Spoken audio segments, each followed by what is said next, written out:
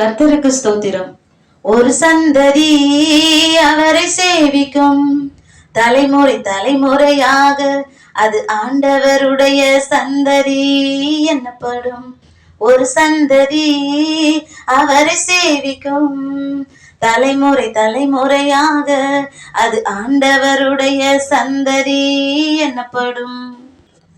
அவர்கள் வந்து அவரே இவைகளை செய்தார் என்று பிறக்க போகிற ஜனங்களுக்கு அவருடைய நீதியை அறிவிப்பார்கள்.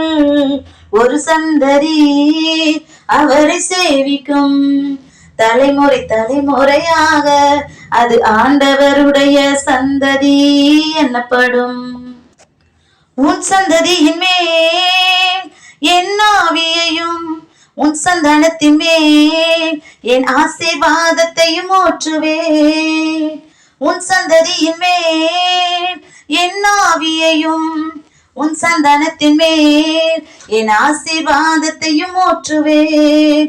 அதனால் அவர்கள் புல்லின் நடுவே நீர் கால்களின் ஓரத்தில் உள்ள அலரி செடிகளை போல வளருவார்கள்.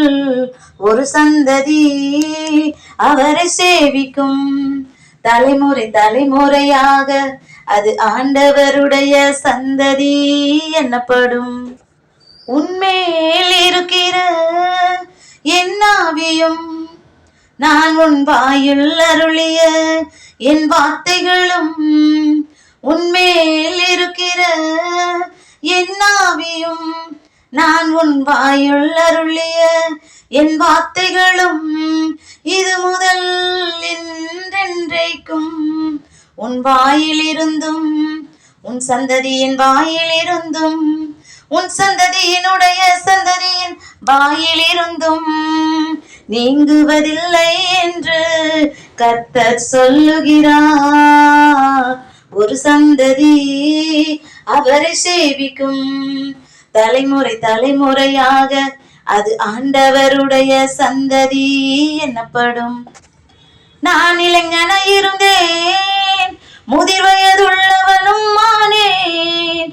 ஆனாலும் நீதிமான் கைவிடப்பட்டதையும், நான் இளைஞனாய் இருந்தேன், முதிர் வயதுள்ளவனும் ஆனேன்.